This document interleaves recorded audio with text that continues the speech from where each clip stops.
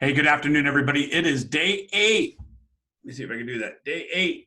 I've been missing my days. I got to be honest. I planned on doing this thing 10 days straight, and it's just been a shit show. So it didn't happen. But just got back from LA last night, hence the beach scene behind me. I was in Hermosa Beach. I was in Newport Beach. I was in Laguna. I was all over the place. Had a great time.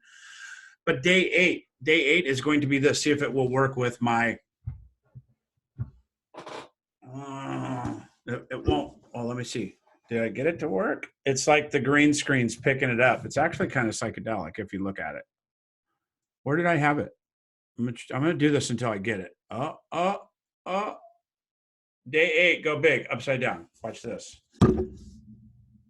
I did it. Day 8, go big in abundance. What does that mean?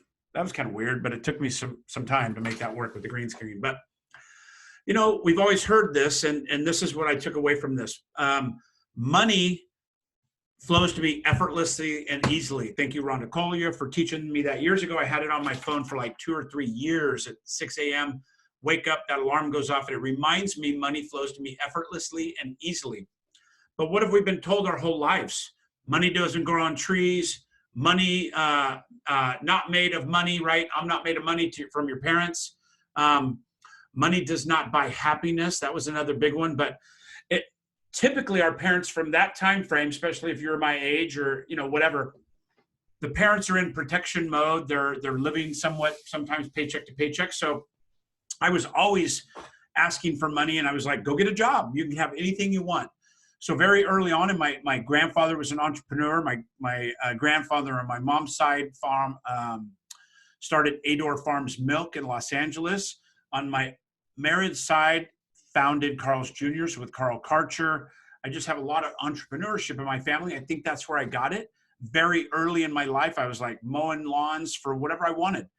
And I viewed my need for something as not being restricted, right? I lived in abundance as a young child, not knowing any better. I would just outwork my problems, frankly.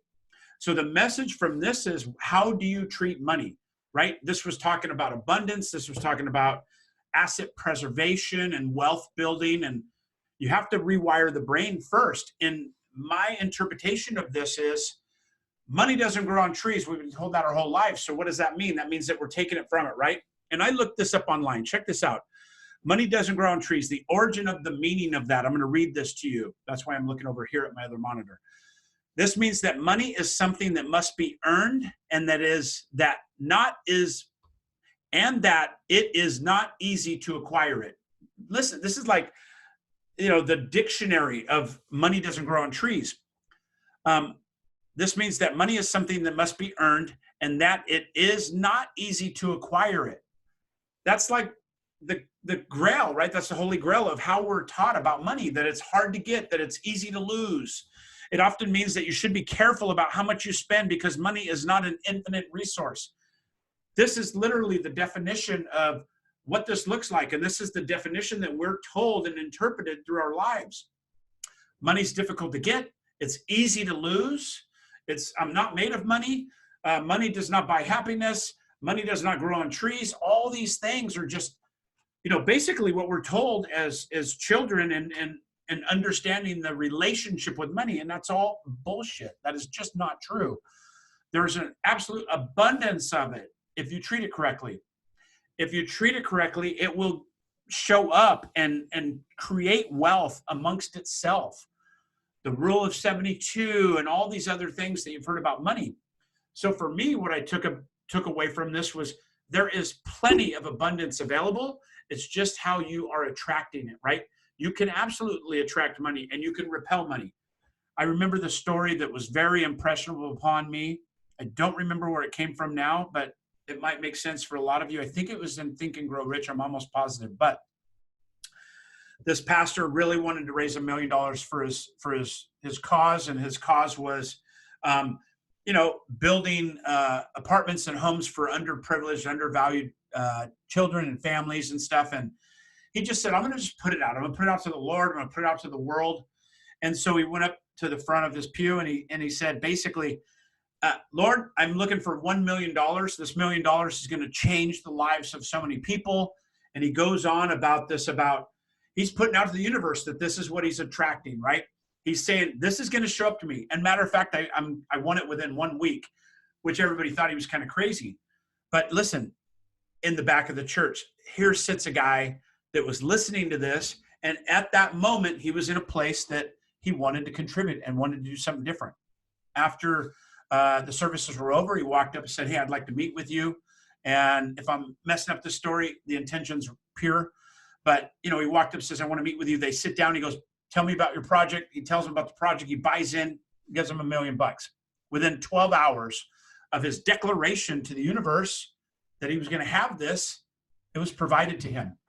And if he had kept that internalized, if he was fearful of what people would think or any of those things, none of this would have happened, right? But because he declared it, because he put it out to the universe delivered.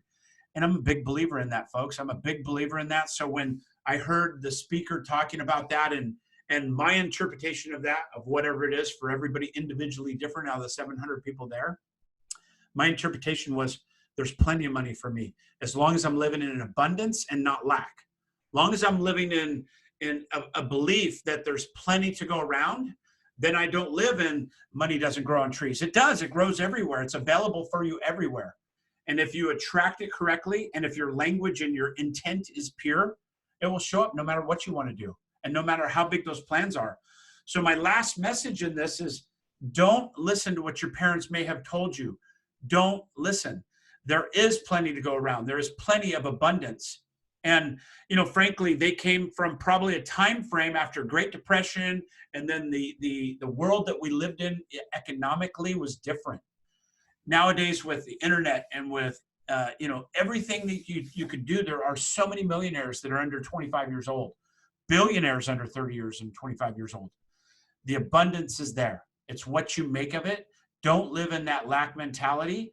Know that money flows to you effortlessly and easily, and then it can be had at a moment's notice. Put your intentions of what you want to achieve, and it doesn't whimsically happen. You have to work for it, right? I love Gary Vee's messages on this. He's like, okay, dude, so you got an 8-hour job. You got 16 hours left in the day. We've talked about this. What are you going to do? Are you going to watch Jerry Springer and House of Cards, or are you going to actually apply yourself and then align your actions with the vibrational energy of the universe that's going to give you abundance, right? If this is too foo-foo for you, oh well, sorry about that. This is how shit works, my opinion. But now take that and add it into your life in an attraction sense. Write it in a daily declaration, a daily statement, a vision statement, if you will. Money flows to me effortlessly and easily. I'm living in abundance. I am not living in lack. I am committed to being financially free. I'm committed to financially building wealth for myself and my family, which, by the way, is the next show coming up. I'm going to have a really impactful message in 9 or 10. I'm not going to tell you which one, but one of them. And like I said earlier, if I can do it again, day 8. Oh, I did it. It's all about the angle of the dangle here. Okay. Anyway, I appreciate you guys. I love being here. I love doing this. Somebody held me accountable today saying, hey, you're on day 7. Where's 8, 9, and 10? And I'm like, totally spaced it out while I was in LA. I was at his funeral, had a great time with my family, and, you know, cried a lot. Honor guard was amazing. I wish I would have videotaped that, but it was amazing. But anyway, have a great day, guys. It's Randy Byrd saying day 8 is about going big, living in abundance. Hopefully it helps. I appreciate you. Have a great day, and I'll talk to you soon. All right? Bye for now. Bye.